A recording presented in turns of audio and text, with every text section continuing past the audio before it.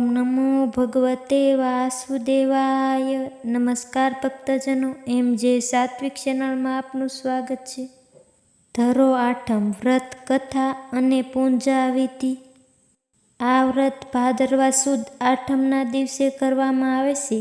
આ વ્રત કરનારે પ્રાતઃકાળે વહેલા ઉઠી નિત્ય કાર્યથી પરવારીને સ્નાન કરી લેવું. આ દિવસે ધરોની પૂજા કરવામાં આવે છે.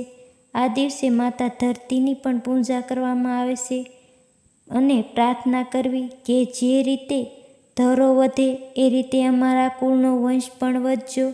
આ દિવસે ટાઢો ખોરાક ખાવાનો હોય છે. ભોજનમાં ચોખાના લાડુ, ફણગાવેલા કઠોળ, વડા વગેરે લઈ શકાય છે.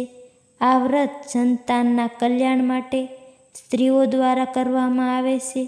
આ દિવસે કોઈ પણ પ્રકારનું ઘાસ કાપવામાં આવતું નથી. ધરો આઠમની વાર્તા. એક ગામમાં સાસુ ને વહુ રહેતા હતા. ધરો આઠમનો દિવસ આવ્યો. સાસુ કહે, વહુ ખેતરમાં ઘાસ લેવા જાઓ. વહુ ધરો આઠમનું વ્રત કરતી હતી એટલે ઘાસ લેવા શી રીતે જાય? એણે સાસુને ના પાડી. સાસુ તો વહુની અનિચ્છા છતાં ખેતરમાં ઘાસ લેવા નીકળી અને વહુને સણકો કરીને સાથે આવવા દાબ દીધો. વહુએ ઘોડિયામાં છોકરાને સુવડાવ્યો, ઘરના કમાડ ભીડ્યા અને દાંતરડું લઈને સાસુ સાથે ચાલી નીકળી. વહુના ઘાસ વાટતા જીવ ચાલતો નથી. ધરો આઠમના દિવસે લીલું તરણું કેમ તોડાય? સાસુને ના તો કહેવાય નહીં. એ તો ધરો ધરો બસાવતી જાય અને બીજું ઘાસ વાટતી જાય. સાંજ પડીને ઘાસનો ભારો બાંધી સાસુ વહુ ઘરે આવવા નીકળ્યા.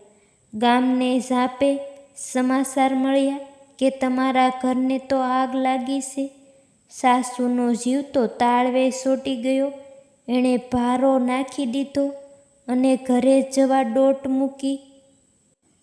ઘરમાં વહુ પોતાના બાળકને સુવડાવીને આવી હતી, પણ વહુ મનમાં ને મનમાં ભગવાનને પ્રાર્થના કરતી, ધરોમાને વિનંતી કરતી અને સાસુની પાછળ દોડવા લાગી.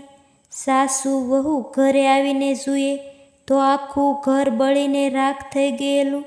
સાસુ પોક મૂકીને રડવા લાગી. વહુએ હળવે રહીને બારણું ઉઘાડ્યું. જુએ છે તો છોકરાના ઘોડિયા ઉપર ધરો વીંટાઈ ગયેલી. છોકરો તો ઘોડિયામાં હસે, રમે અને કિલોલ કરે. વહુને ધરો આઠમનું વ્રત ફળ્યું. સાસુ પણ વિલાપ કરવો મૂકીને છોકરાને રમાડવા લાગી.